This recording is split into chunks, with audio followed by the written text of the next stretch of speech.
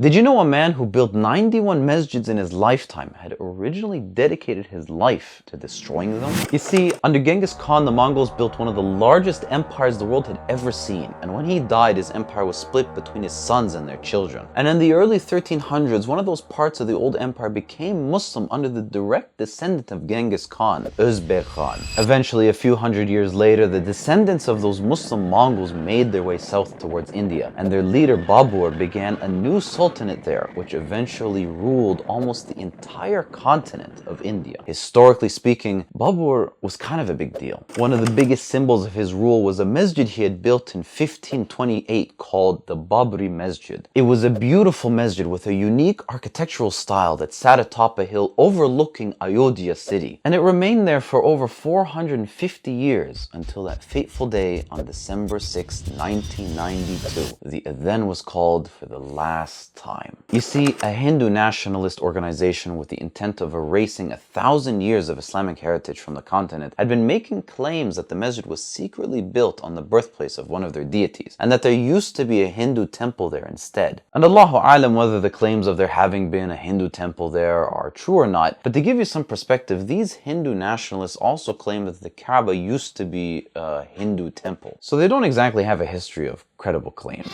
And that brings us back to what happened on that fateful day. The Hindu nationalist organization gathered 150,000 people and marched them towards the mosque with hammers and axes and sledgehammers in hand, chanting slogans of violence and destruction. They began smashing the walls of the masjid, and some of them climbed up top to the roof and took it apart. The minarets were destroyed, and eventually the masjid was just a pile of dust and rubble. And out of 150,000 people who took part of this, one man stood alone with a feeling of deep regret. Balbir Singh dropped his axe and went home to think about what he had just done. And to ease his heart from what he had just done, he went to a local sheikh and he spent the next 6 months learning about Islam. And this opened up his heart, and eventually he took his shahada and changed his name to Mohammed Amir. In repentance for the one masjid he destroyed, he pledged to build and repair 100 masjids across the country. And he had already done 91 masjids as of last year when sadly he was found in his small apartment, passed away. May Allah build him a house in Jannah just as he had dedicated his life to building the houses of Allah. Like and follow for more Muslim facts.